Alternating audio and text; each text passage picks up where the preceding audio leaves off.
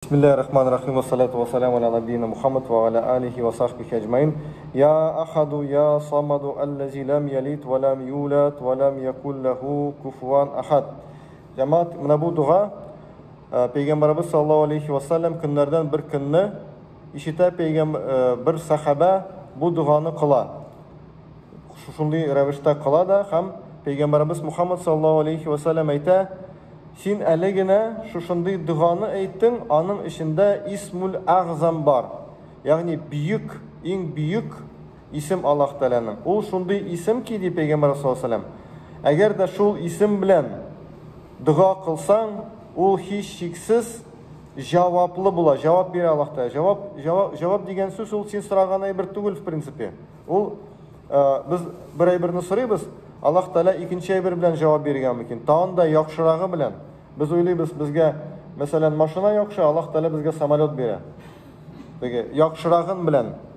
Jaysa biz sorayız sözü bizge yakşı, Allah Teala bizge bilim bere. Cevap berdi şunun bilen.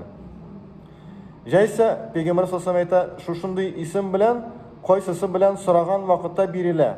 Yani bunda endi to'g'ri ma'noda agar da bizni birandi avurlik bo'lsa, biz şol vaqtda Allah Teala'dan so'raymiz narsadir, ham Allah Teala bizga ulay birni bere, hech cheksiz garantiya bilan bere.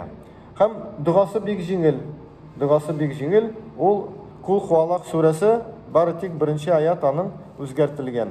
Kul huvallohu ahad, Allahu samad o'rnina onun tercümesi eyt Allahul bir, Allahul bir narsaga da muhtoj tugul, ol samad degan şuşu mana bu yerni bu sahaba radhiyallohu anh o'zgartdi. Murojaat bilan Arabchada murojaat etamiz, ey deb aytamiz, to'tashaymi? Ey. O Arabcha ya deb aytiladi. Ya ahadu, ey ahad, ey birdan bir. Ya samadu, ey samad. Ondan so'ng Kul huvalloh surasining so'nggi ikki oyatini o'qidi da ham bu sahaba endi bizga alhamdulillah topshirdi, biz da qo'llanamiz. Aydagiz mana bu boshini tag'in bir topqir qabatlik. Ya ahadu, ya samadu allazi lam yalid va lam yulad va lam yakul lahu kufuwan ahad. Alhamdulillah. Cemaat, bu duani qo'llanыңыз.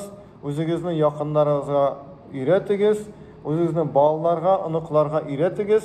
Bu tugel Peygamberimiz sallallohu alayhi vasallamdan kela, bu duo bilan biz duo qilsak, bizga bari tek foyda bo'ladi. Biz buni ko'paytik, anglatik, boshqalarga ko'p kishi buni qo'llansin, bizga da yaxshi aybirni taratgan uchun savob bo'lar inshaalloh. Allohning rahmati yog'sin. Assalomu alaykum va rahmatullohi va barakatuh.